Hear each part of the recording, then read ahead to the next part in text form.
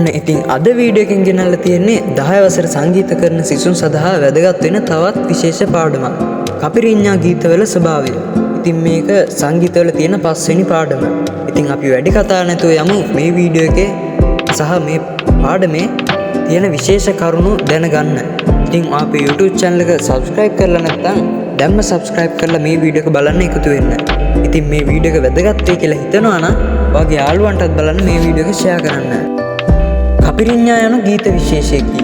1505 වර්ෂයේදී පෘතුගීසීන්ගෙන් මේ ලංකාවට පැමිණිනි.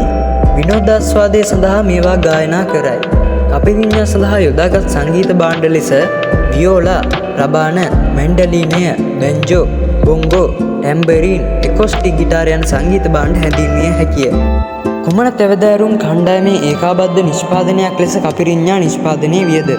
මේකේ අහන්නේ කණ්ඩායම් 3ක් නිසා තමයි කපිරිඤ්ඤා ගීත නිෂ්පාදනය වෙලා තියෙන්නේ. ඒ කණ්ඩායම් 3 තමයි මේකේ අහන්නේ. ඒ කණ්ඩායම් 3 තමයි කාපිරි ජනතාව, පෘතුගීසි, නුගත් සිංහල ජනතාව. ඊළඟ සටහන.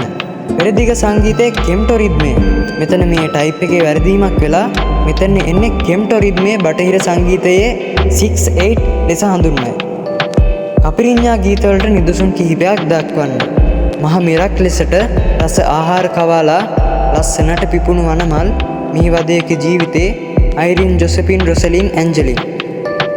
බයිලා නර්තනය සඳහා බාල, තරුණ, මහලු, ගැහැණු, පිරිමි එකතු වෙනවා. බයිලා කපිරිඤ්ඤා නැටුම් ප්‍රීතිමත් අවස්ථාවලට යොදා ගන්නවා.